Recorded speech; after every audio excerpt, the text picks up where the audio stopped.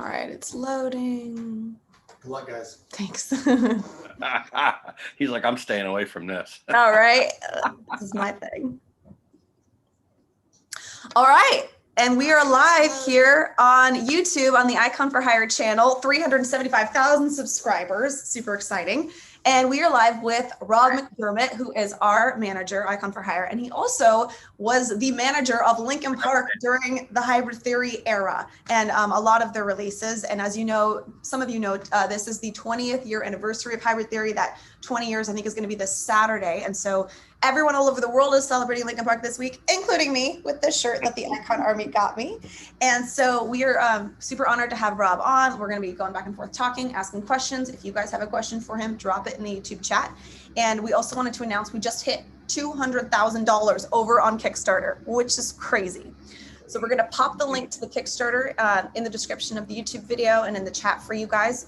And we decided if we get to 201,000 during this call, we've got a fun little cool thing that Rob's going to show you from the Linkin Park days. So, Rob, welcome. How you doing? Good. How are you? How's everything?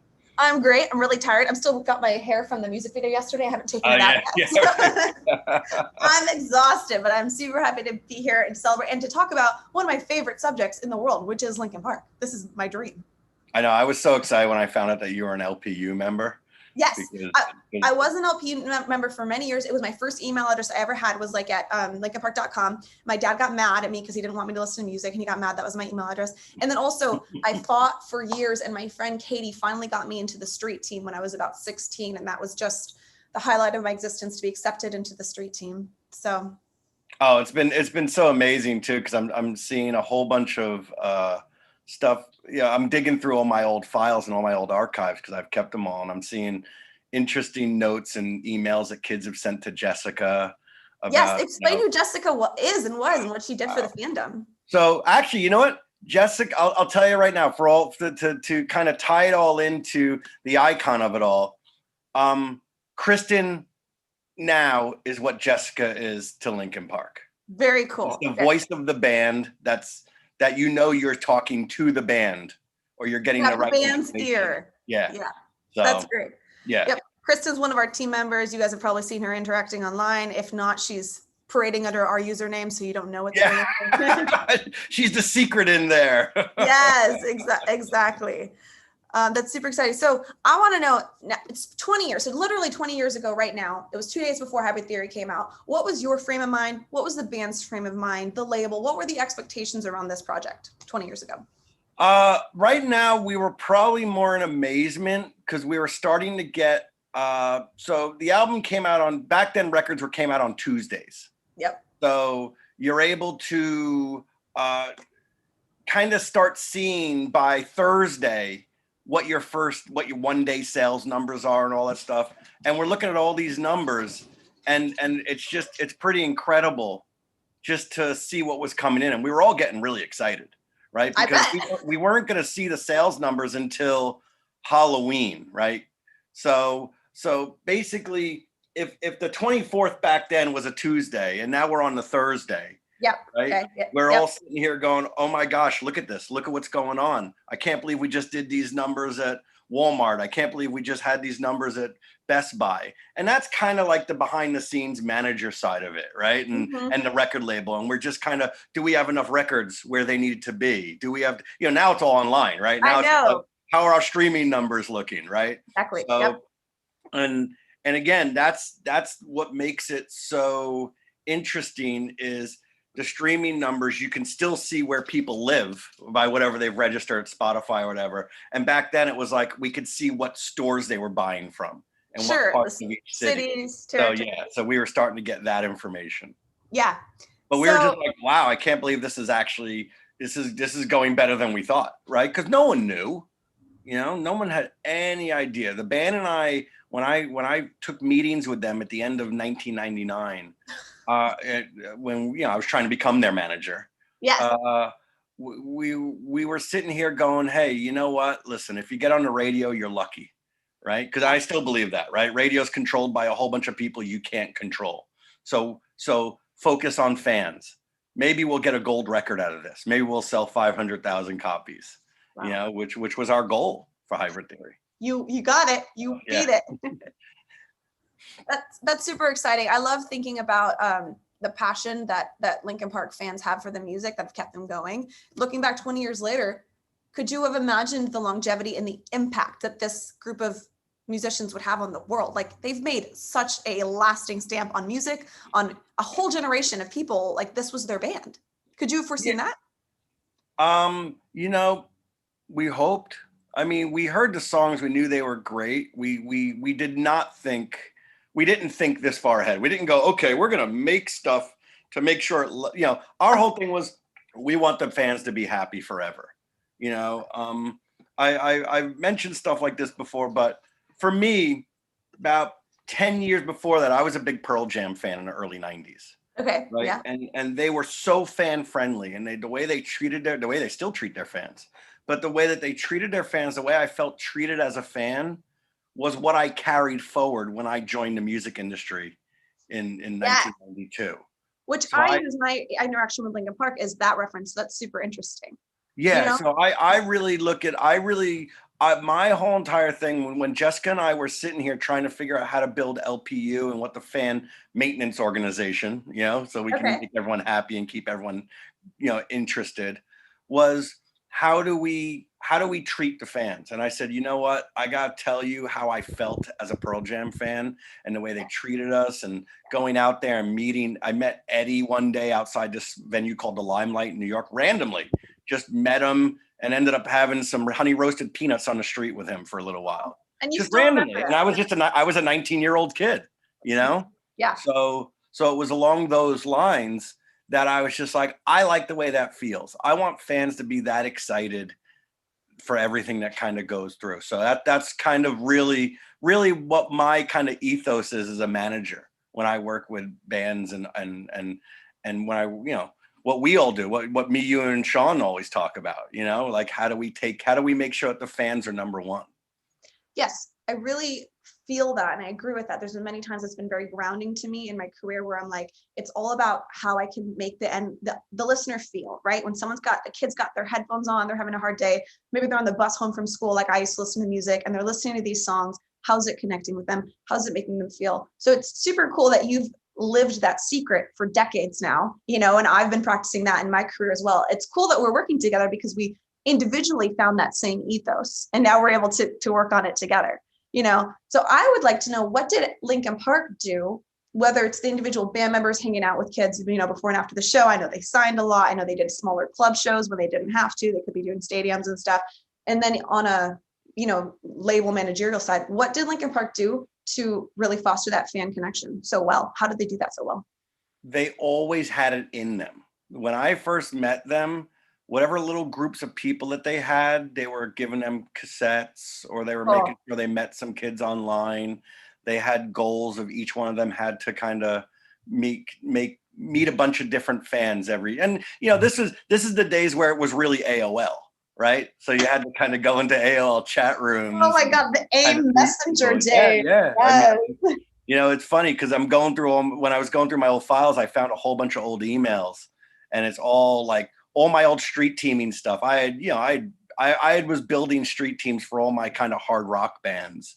You know, I was at a company that did Rob Zombie and Static X and all this stuff. And then, you know, and Static X was the band that actually I worked on at Warner Brothers that made them all go, hey, this kid's good. You guys should work with him. It gave me the credibility inside the record company. Oh, cool. Yeah. Yeah. But again, they believed in the same thing. How do you treat your fans in a really, really cool way? How do you do fun stuff with them?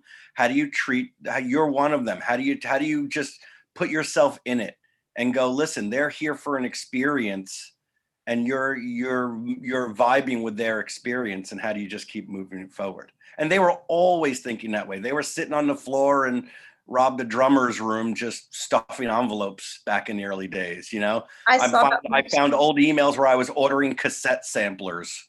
You know, hybrid theory cassette samplers. Bob, you know what I mean? You don't even know. So there was like a issue that me and my best friend Katie had. We were the, you know, LP fans of the school, like the hardcore ones preaching that gospel. And she at one point gave me her Linkin Park cassette, and it was such a rare, awesome collector's item to us. It was so special. And then one time when my parents were really upset with me for listening to music, I like gave her all my Linkin Park stuff, including that cassette tape. And then I wanted it back when I came to my right mind, when I wasn't in this place of distress, and she wouldn't give it back to me. For months, it was a pain point for us. That well, damn and then it wasn't even though we were making it, when we signed to Warner's, even though that we were at a record company, we still didn't want it to be about that. We wouldn't let there's some funny notes where we were debating. I didn't want them to put their record company logo on the cassette samplers, because it was really about the band. I don't want it to be about anyone else. Yeah. It was really about them. And so it was funny. So I talked to Ryan and Trish, who work for Lincoln's management. They're my old team, right? Okay. So I was sitting there and I got the box set. Of course, I got a copy of it early. And so I want to see it. That's so cool. And I wrote them, and I wrote them I wrote them a funny note that that I was like, hey, I don't think the cassette that you have in the box set should have the Warner logo on it if you want to be actual. Too late now, but yeah. Yeah, it was just funny when you see it now. Because again, that's record company ego, really, more than anything. You don't really need it on there. It's all about the act. Okay. You know?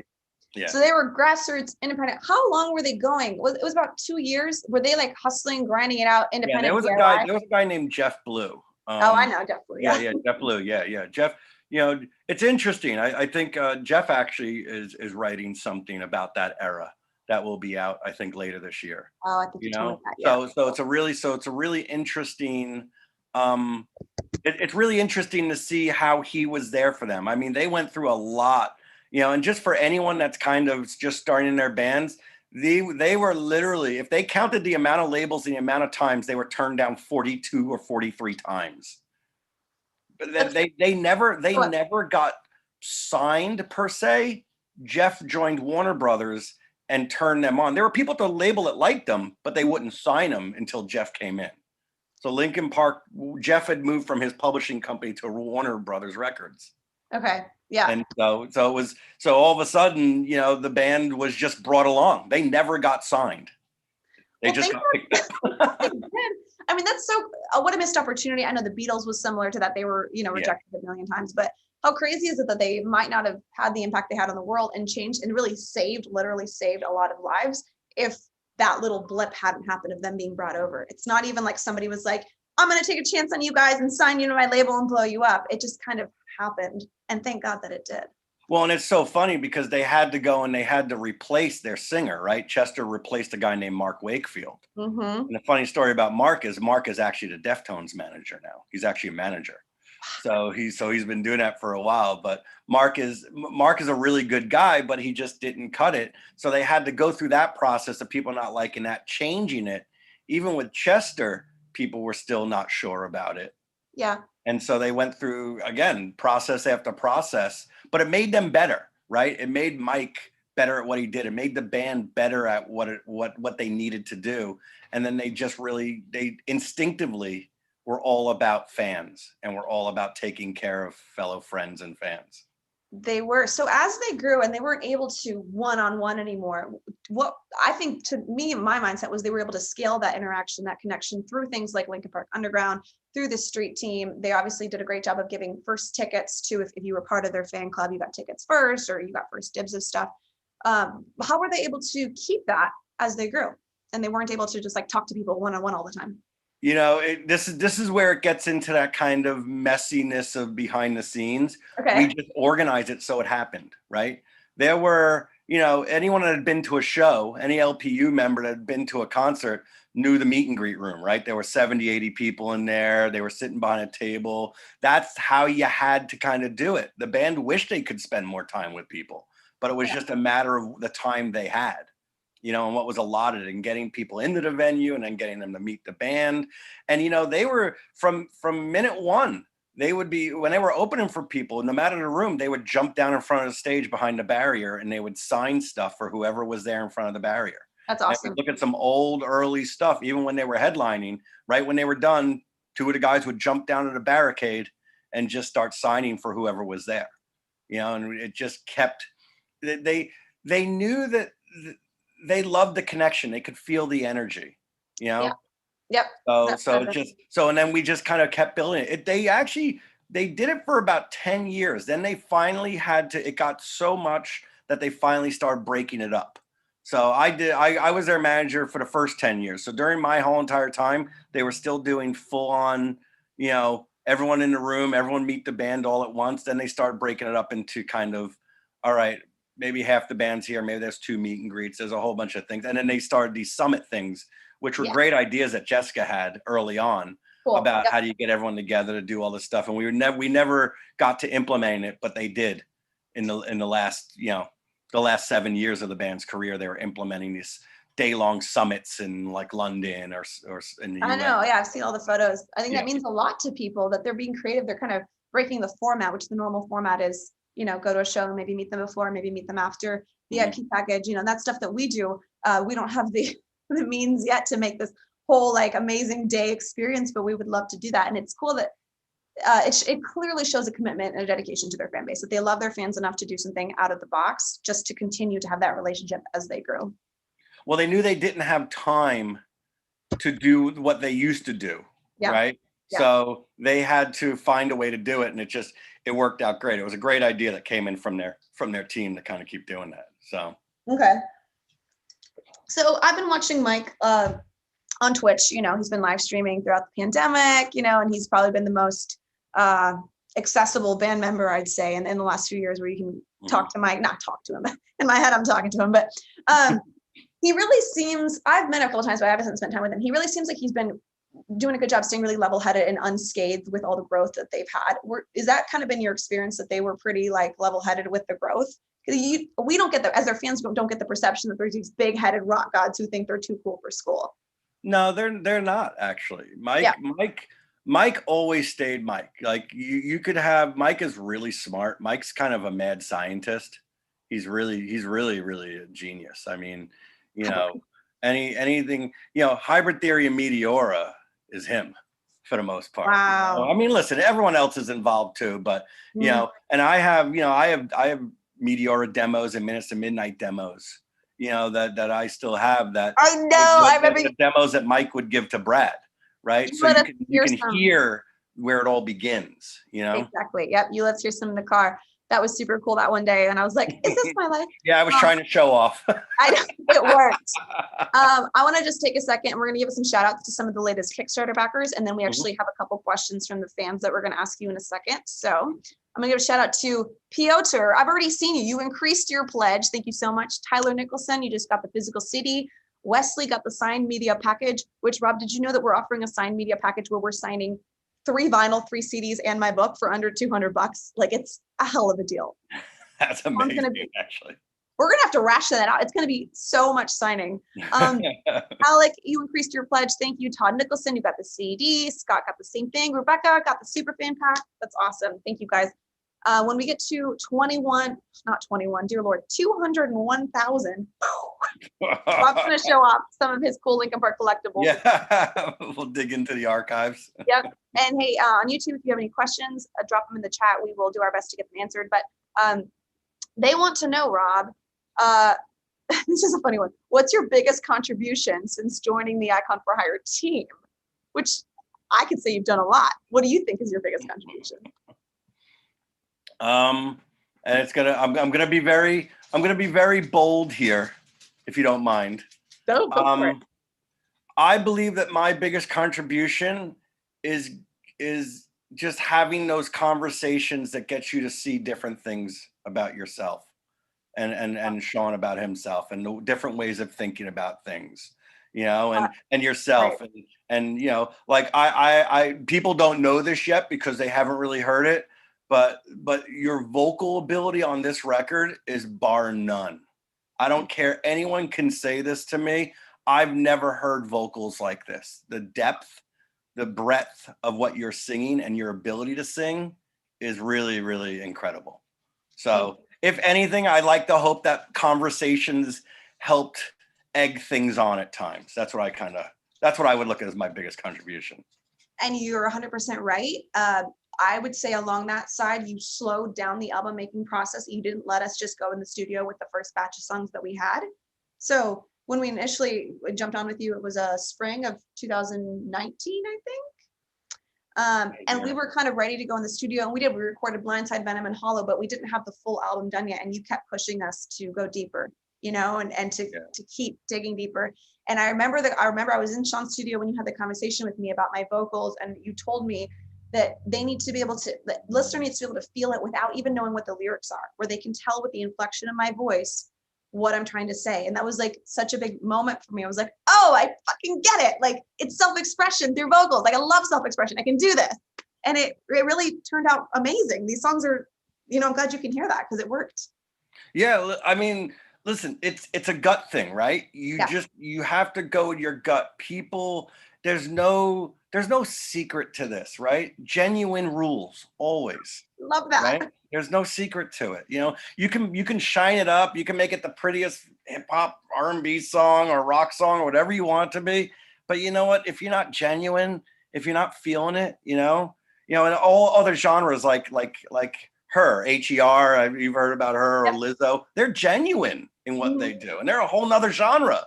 And I don't even really listen too much, but I can get behind who they are. Yep. And that's really, to me, what separates true artists from just people that are just scamming to make money. Oh, I know. I love that. I love that that's how the world works generally. It doesn't feel like it always works like this, but generally it feels like if you do show up with good intentions, good heart, you're willing to put in the work, that there are some amazing results. You are able to make a connection with the world, even through the genre. You're going to respect people like Lizzo because you're showing up all the way. Right. Well, people are smart. And and even some of the people that may not be they're intuitive, right? Yeah. The way you absorb things, right? The way you've always liked music. I always say this, the way you've liked music, the way you don't like music, the way you've grown to like a song, don't like a song, it hasn't changed. Human nature that way hasn't changed. Only the way we deliver it, right? Only the fact that it's all streaming now. Only the fact that you're not handing out cassette samplers or CD samplers anymore. You're getting it all online. You're just, people are absorbing it that way. And you're able to absorb a lot more than what we used to actually give the people, because it was only a certain amount that you could give because you were limited. It wasn't every song wasn't in your phone, right? It wasn't sitting right here, So. Yep. No, that's good. That's good. We got more questions coming in. Someone wants to know, well, first of all, they asked if we would do a collaboration with Mike. Yes, we would. If Mike Shinoda ever would be open to it, we'd be very open to it. Next question is, which Linkin Park song is most relatable to you? Or I'm guessing, that one's for me, I guess. All right, so I'll answer that. My favorite song has always been Paper Cut. And I heard recently Mike say that he thought that was the quintessential one of the Hybrid Theory album. So I felt like I guessed right. That's my favorite. And that seemed to mean a lot to them too. So Rob, what's your favorite song? God, my favorite song of the Hybrid Theory era. You want to know something? In 20 years, no one's asked me that question. Oh, well, we got smart fans. I'm a points of authority or with you type of person. Those were not those were deep cuts on that album. Yeah, I'm a deep cut person. Yeah. Okay. I mean, listen, I loved, I loved all, One Step Closer was instant when we all heard it, right? We knew that had to be the first single because it represented the power of the band. Just like when we saw that first image of Chester holding the microphone and you could see the flames down it. We saw that and we're like, that, again, it goes what I said about singing. You could look at that photo and you knew what the band was about, or at least you had a good idea. Right? You saw this microphone, these two hands, these flames down the side. It was iconology. You could see it and go, this band is a band that guy is singing his balls off, excuse me. But you know what I mean? But it's like that. And then you could really feel that.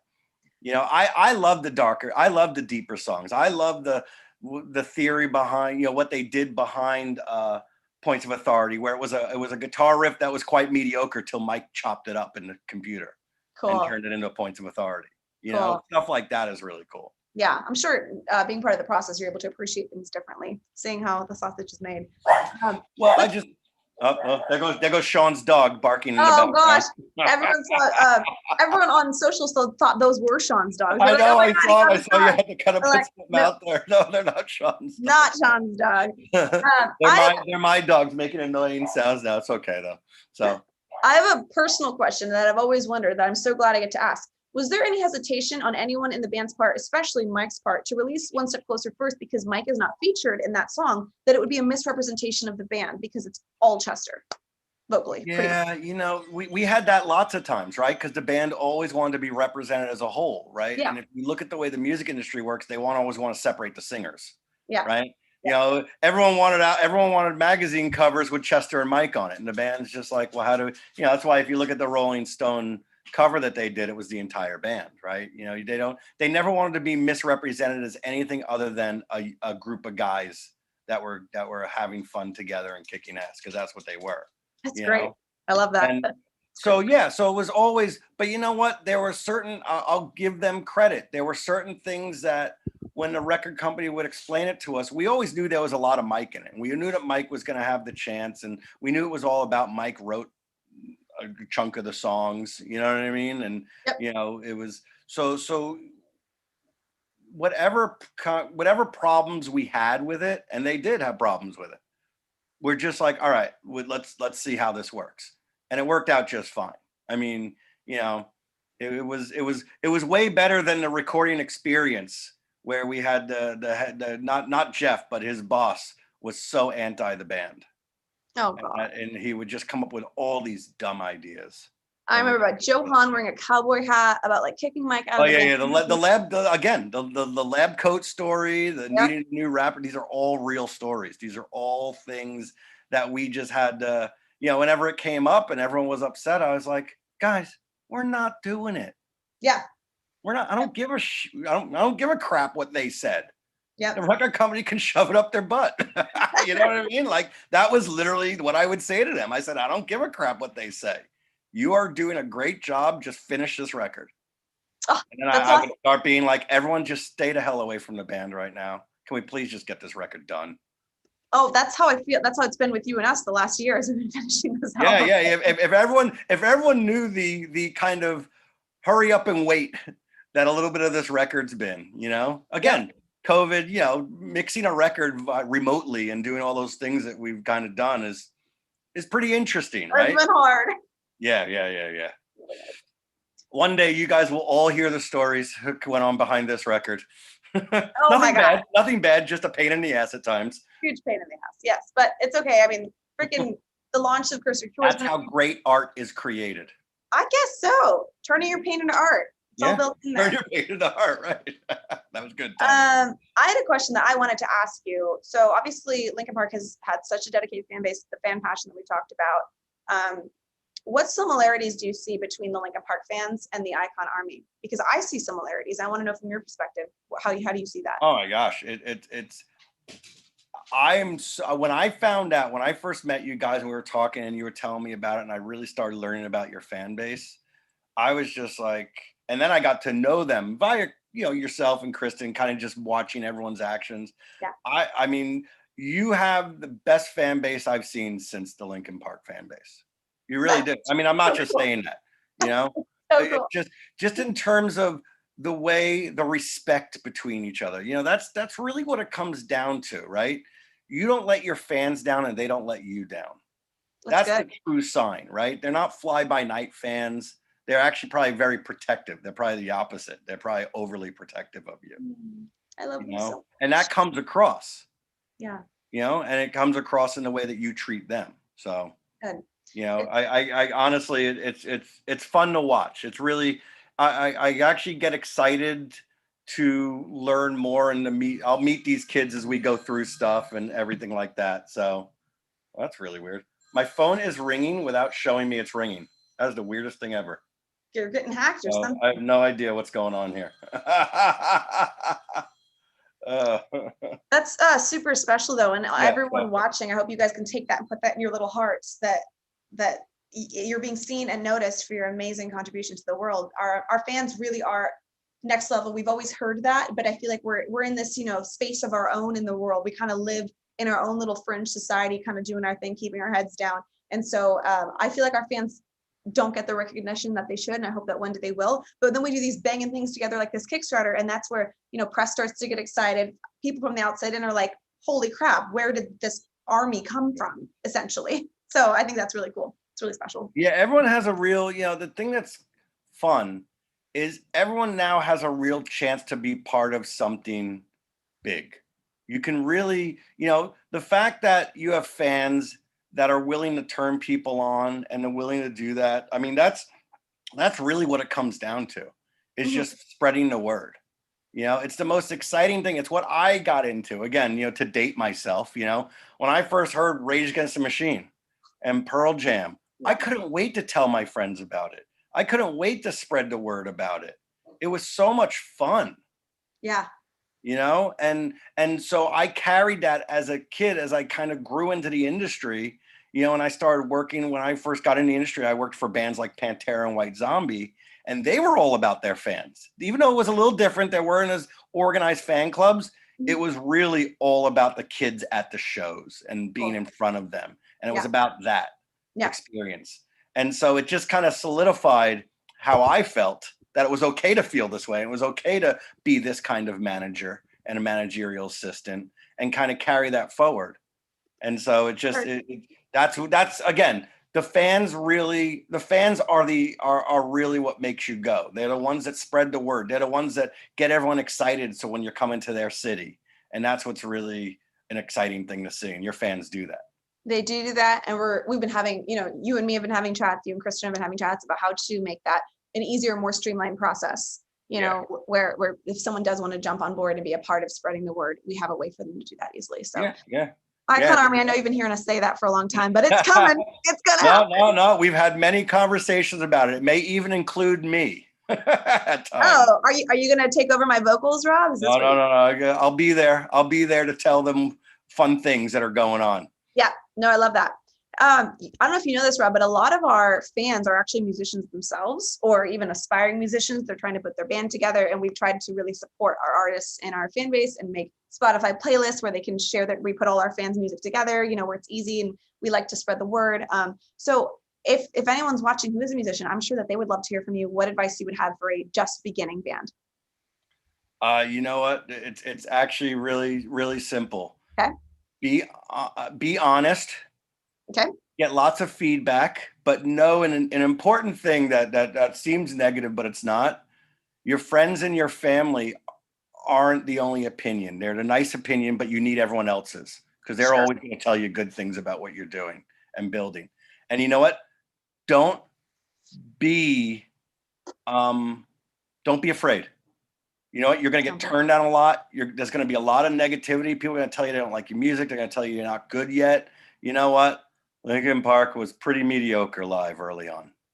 Oh, snap. But they had something about it that you could see and you could feel, and it got better every time. So, and I think that's because they had a lot of negativity and not getting signed, and they were able to deal with that and come to terms with that, and they never let it stop them. You can't let the negativity get you, because it will stop you. It's the difference between the people that make it and the people that don't. As you know, right? Having been through the adversity that you guys have been through, Ariel and Sean, that adversity, it hurt. It almost stopped you, but it didn't stop you. There was something about you that said, we are not stopping. We are going the opposite direction. And it made you stronger, And so for a young band, it's a lot of building. It's a lot of little things. It's a lot of, and honestly, get fans one by one, meet people. It's still, it's relationships. For any band, the ultimate thing I say is that you should personally know 500 people in every market you play by name in the beginning. Of course, you can't meet 500 people, but you've got to get to know everyone. You've got to know the promoters. You've got to have a lot of fans that aren't your friends and family. You just got to have people that you can talk to. You meet other bands and trade off shows in your different markets, right? If I'm in Los Angeles, so I used to tell my LA bands, and they would do it. They would go to Phoenix, or they'd talk to Phoenix bands and say, hey, let us do a show in Phoenix with you, and come do a show with us in LA, Oh yeah, stuff we did that. Yep. Yeah. How interesting. Yeah. It goes back to technology doesn't change human nature and how you get people into what you're doing. It's that genuine thing. It just and helps. How interesting that when you're asked this question, you're not saying, oh, I would submit my electronic press kit to these 3 companies, or I would make sure my email newsletter. You are going back to, this is the mindset, this is the heart, this is the approach that you take. You're saying that is the winning strategy, rather than this like bullet point list of actions. No one can stop you if you're unstoppable. So you've got to create that kind of atmosphere around you. Yeah. And Yep. really, And really fight hard for it. You're right. So People I can mean, there's really it sounds really simple, but it's really hard because it's a mindset. You've got to. There's a lot of negativity to get you to that point, and you have to really kind of fight yourself through it. It's freaking life. Like it's almost like being in a band is just a microcosm or a mirror of life, which is you're always going to be put down. You always got to keep going. You always got to push through, choose the positive, choose the light. You know, it's all about connection, relationship. Yeah, that's true of life, not just growing your band. Yeah. And you know what? And make sure you become a really good entertainer, right? You're going out there to spread your word, but people want to be entertained at the same time. You know, and I'm not saying you have to be crazy and do crazy stuff if that's not your music, but you have to represent your music on a heartfelt and mental way. Again, it goes back to that authenticity. If people believe you, no one can stop you. Yeah. I love that idea of starting with the heart. And when it comes to being an entertainer, I think you can show up as yourself with some self-expression. And if you want to heighten that a little bit, make it easier for people to understand it, latch onto it, make it mind-blowing, that's the way to go versus building a persona totally from scratch where it doesn't feel authentic. You can amp up your persona, but I personally don't love the idea of showing up on stage as a fake different person. That doesn't feel good to me, you know? No. You can't, but listen, but also by the same token, you want to be able to entertain, right? There's a certain, if you listen to sometimes there's a certain mindset that you go into that turns you, some introverts turn into this big open, you know, everything's, you know, I'm here for you, you're here for me, right? And then when they get off stage, they're like this, they're very introverted. You know? And that's what I mean by entertaining, right? There's something that opens you up. There's something that possesses you, you know? Yes. And it just takes you over and makes you kind of bring who you are. It amplifies it more than anything. Yep. No, that's great. Thank you for that.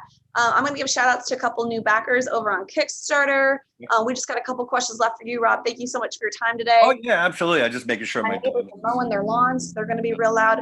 But all right, we are at $200,523 on Kickstarter, which is amazing. Shout out to Karina, who got the signed CD. What's up? Ev, Manoa, Randy S, JJ Spurlock. That's super cool. Thank you so much, all of you guys, for jumping on. Let me get over to some questions real quick. We, just so you guys all know, we are doing stretch goals. If we get to 3,000 backers, we're going to bring back the Ariel show. And if we get to $250,000, we're going to get Sean a dog, which we have about 34 hours to go. I don't know if we're going to get that, but we're going to do our darndest. I'm seeing you guys are saying get Sean a snake. Sean's not going to get a snake. That's not happening. No one wants, you can't cuddle a snake. You can't go fishing with a snake. Sean, do you want a snake? It's not. Well, you can go fishing with a snake. You usually fish with worms. Yeah, exactly. I was like, you take worms and you feed them. It's just a big worm. All right. My last question for you, Rob, will be what has been your favorite part with working with Linkin Park and your favorite part with working with Icon for Hire? It's actually the same thing, ingenuity. Being able to kind of keep creating and being able to nod backwards, but really keep moving forward. And I think that's the most important thing. Sean put a question on YouTube. Oh, okay. You'll just text me, darling. Sorry. Repeat yourself. Sean was yelling his question to you. Oh, okay. No, it's, you know, the ability to want to create constantly for fans. Yeah. Again, it really comes down to one thing and one thing only, right? If you're good at music, right, you get past that, it's all about the people that are enjoying it, you know, and being able to have these ideas and go through it. And it's fun to be able to brainstorm things that I can only imagine my favorite bands would want to do with me when I was young. You know? It's so fun. Yes. It's so life-giving to do it that way. Yeah. And it's really good because people feel it. I just enjoy it. I love watching artists' visions come true. Yeah. Right. And it all starts with really having a shared vision, you know? Yep. And when our mutual friend Gary introduced us and told me about you guys, I looked at it and I was like, I love what they do. I already love what they do. I can feel it, and I don't know anything about them yet. You know, and again, it starts with that. You know, I'm so glad that comes through. Hey, one more question. Sean wanted to know he wants you to pick which one of me and Sean is your favorite. Ooh, wait, How are you going to answer that? which one of you is my favorite? Who's your favorite, Ariel or Sean? Oh, well, it's that's an easy Ariel, one. of course. That's an easy one. Yeah, that was easy. Oh, yeah. Sean, you're out. We don't need you. Me and Rob got this. Sean can hang out with Izzy, with my dog. Oh yeah, they can start a little side band dog project. Yeah, exactly. Sean has a dog girlfriend when he's at my house now. Mm-hmm. Why isn't he in the other room watching us stream? Why isn't he just sitting weird, next to me? Right? He's weird. Sean's weird. He's so weird. I love it. A weird one. Rob, this was super fun. I don't have any more questions for you. I really appreciate it. By the way, just to point out to everyone that can see it, right? Where is it? It's over this way. Yes. That's an original Mike Shinoda right there. And we see it every morning during our Zoom meetings together. It's so freaking cool. Mike had a gallery. God, I want to say it was Glorious. Ooh, I can't remember the name of it. But it was a really great showing. So I we all kind of bought paintings, and I actually have an original Joe Hahn, because they used to, in the early days when they couldn't afford it, they would make me gifts for holidays. So I have a framed little thing signed by Mike. I gotta find it. I don't know where it is. It's kind of cute. I have it on the wall in the other. And so I have that. And then Joe Hahn made me this, because believe me, I was a tough manager. He made me this really weird. I mean, I'll show it one day. Just a mixture, screaming guy. It's like, looking. I wonder if I saw that. I did see a giant one that you pulled out or something. Yeah, the Joe is in storage right now, unfortunately. Okay. Yeah. So where I am transitionally right now, house-wise, I have a whole bunch of my Linkin goodies in there. Yeah. That's freaking sick. Well, hopefully one day we can get you icon paintings on the wall and icon plaques on the wall. And you better get going. I know, I better get to work. Hey, that's why everyone has to now, everyone's job that's watching us right now, their job is to tell 10 people. That's how we get you plaques. Wow. All right. You heard it first. They have to tell 10 people. They have to get 10 people to listen to your songs somehow, some way. Yeah. Thank you. Well, I will tell my 10 people, and everyone else can do the same. I've been telling my 10 people. That's part of my job, is to get the industry excited and learn who you are. Yeah. Educate them. Yep. Exactly. I can't. And I just want to say, I can't wait for everyone to hear your album. It's gonna be so good. Yeah. They're gonna freak out. Yeah. I wish I could just release all the songs right now, but I know it's still in process. Blah blah blah. But it's so sorry everyone. It's my fault that there's a process. Yeah, no, that's so true. Because us, we would just be like, "Ta, here's the song." Like we usually do. Go. Yeah. You're making us slow down, think through it. Yep. But it's good. It's all good. Yeah. So more people can. And it's harder, right? It's harder because there's no touring yet. So we've got to figure out, how to keep everyone excited and keep everything going during all this. And I love watching you guys do your live streams. So. Oh, really? Yeah, of course. Well, you think I'm not watching? You think I'm not secretly in the background? I let you guys think I'm not watching. I hope we never said anything we're not supposed to. Well, we're going to be live streaming tomorrow. Last day of the Kickstarter, we're going to live stream for hours tomorrow. You say everything you're not supposed to, but that's why the fans love you. You tell them everything before I want you to tell them. I know you're going to be texting us after. Don't say that. Hey, next time you're like this. You never do that. You're super cool, super chill, which we appreciate. You just let us be ourselves, which is super important. Yeah, I mean, I'm not going to mess with what everyone loves. Right. Don't mess with a good thing. We got a good thing going here with the Icon Army, and just proof of that here with this Kickstarter, just blowing up. It's so cool. And we made some videos. Sean made a comment that, wait, you watch the live streams? Yes, Sean. All right, we'll try to be on our best behavior then next time. Oh, that's so funny. No, don't be on your best behavior. We won't. I don't want that. I want you to be you. So go have fun. Yeah, that's all we can do. I'm off to go do manager crap now. All right. Have fun doing manager crap. Thanks for popping in and live streaming and answering all of my childhood Linkin Park questions. This is so cool. Oh, absolutely.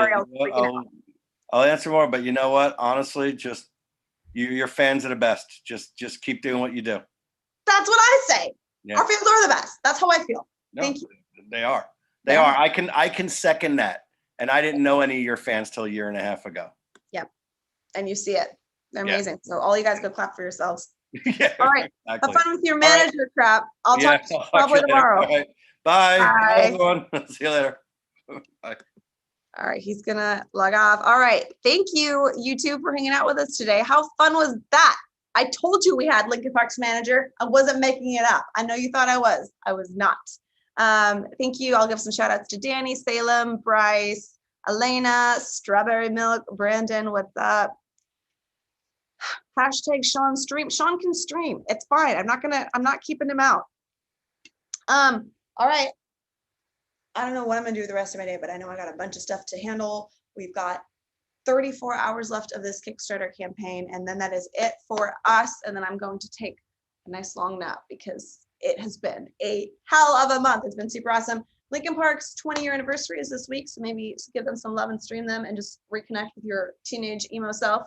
When I always do, that's me, like 24/7, just reconnecting with my childhood emo self. Anyway, thank you guys for hanging out. Hope you have a beautiful night. And if you think of those 10 people you want to share the music with, that's what Rob says is the secret. So who am I to question him? He knows what he's talking about. Thanks for watching, and we'll see you guys tomorrow. Love you. How do I undo the stream, actually? Do I just leave the video?